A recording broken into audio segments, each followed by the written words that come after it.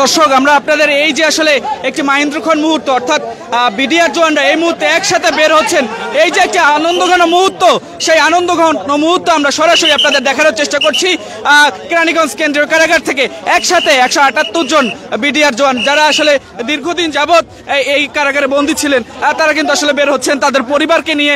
দেখতে পাচ্ছেন যে আবেগ আপ্লুত একটি বিষয়, এখানে পরিবারের সদস্যরা এখানে এসেছেন তাদের ফুলের শুভেচ্ছা দিয়ে।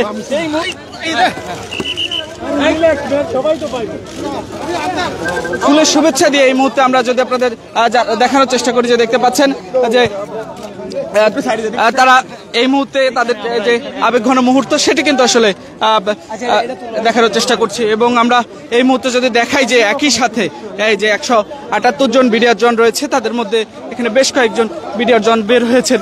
এই যে আসলে আবেগঘন মুহূর্ত সেটি কিন্তু আপনারা দেখানোর চেষ্টা করছি।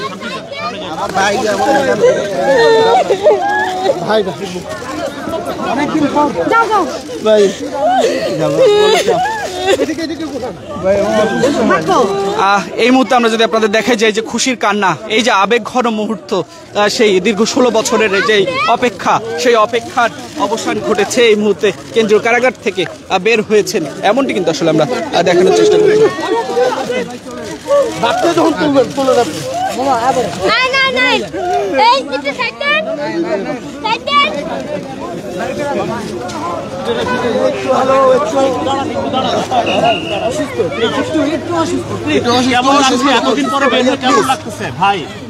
জীবন থেকে 16টা বছর গেছে, কিরম লাগবে? বিনা অপরাধে জেল খাটছি, বিনা অপরাধে জেল থেকে জেল খাটছি 16টা বছর, জীবন তো শেষ।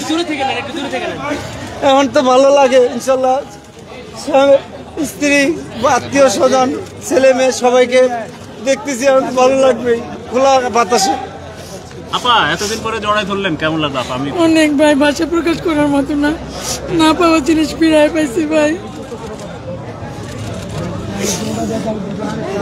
ওকে ভাই।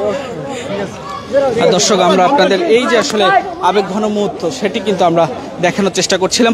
প্রত্যেকের পরিবারকে পেয়ে তারা এই মুহূর্তে দেখতে পাচ্ছেন এই যে আসলে স্বজনদের একটু জানার চেষ্টা করেন দেশের জন্য এবং স্বৈরাচার হাসিনাকে দেশ থেকে তাড়ানোর জন্য যারা রক্ত দিছে এবং তাদের আত্মার মাগফিরাত কামনা করি।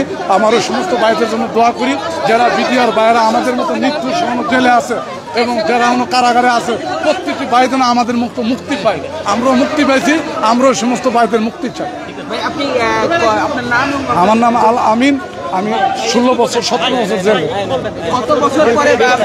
দর্শক একে একে আসলে এই বিডিআর জওয়ানরা বের হচ্ছেন এবং আমরা যদি বলি যে তাদের পরিবারকে পেয়ে যে এই আবেগঘন মুহূর্ত, সেই আবেগঘন মুহূর্ত আমরা দেখানোর চেষ্টা করছি এবং একে একে তারা বের হয়ে পরিবারের সাথে দেখতে পাচ্ছেন যে এই দীর্ঘদিন পর আসলে পরিবারের সঙ্গে যে দেখা, সেই দেখার যে একটি আমরা দেখতে পাচ্ছি যে প্রত্যেককে জড়িয়ে ধরছেন এবং এর পাশাপাশি এই যে একটি দীর্ঘ 16 বছরের যে অবসান, সেই অবসান এই মুহূর্তে ঘটলো। আমরা সরাসরি এই মুহূর্তে দেখতে পাচ্ছেন যে মা দীর্ঘদিন পর তার ছেলেকে পেয়েছে, এমনটি কিন্তু আসলে আমরা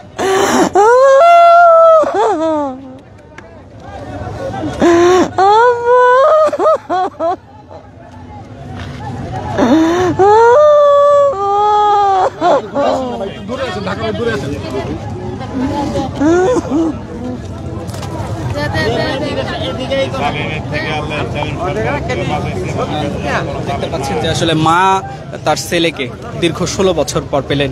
এই যে আসলে আবেগঘন মুহূর্ত, সেই আবেগঘন মুহূর্তের মাহেন্দ্রক্ষণ মুহূর্তে আমরা সরাসরি ঢাকা পোস্টের মাধ্যমে আপনাদের দেখানোর চেষ্টা করছি। কে কোথা থেকে লাইভটি দেখছেন অবশ্যই লাইভটি শেয়ার করে আপনার মতামত জানিয়ে দিতে পারেন। এই মুহূর্তে আমরা যদি আপনাদের দেখানোর চেষ্টা করি যে এই যে আসলে গণ অভ্যুত্থানের পরে নতুন করে যে আসলে এই আদালতে এই রায় দিয়ে তাদের আসলে নতুন করে এই পরিবারগুলোকে বাঁচার একটি সুযোগ করে দিবে, এটি কিন্তু আসলে একটি দৃষ্টান্ত। আমরা সরাসরি যুক্ত হয়েছি এবং আপনাদের দেখানোর চেষ্টা করছি এবং তারা যেটি বলছেন যে আসলে অন্তর্বর্তী সরকার যে আসলে তাদের এই নতুন করে যে বিচার কার্য শুরু করে তাদের পরিবারের সদস্যদের যে ফিরিয়ে দিয়েছে।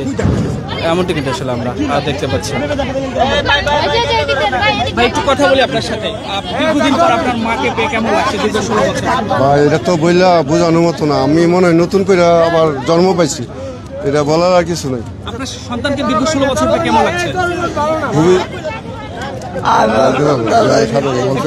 মাকে একটু সামনে একটু ধরেন না, একটু ধরেন না, সামনে একটু ধরেন, মাথাটা সরেন না, একটু সরেন না একটু। হ্যাঁ, দেখছেন যে আসলে মা ছেলের যে আসলে এই আনন্দ ঘন মুহূর্ত সেটা কিন্তু একটু দেখার চেষ্টা। দেন